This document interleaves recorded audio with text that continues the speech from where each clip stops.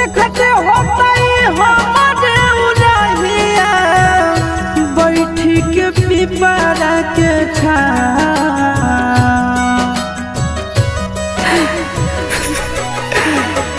देखते होता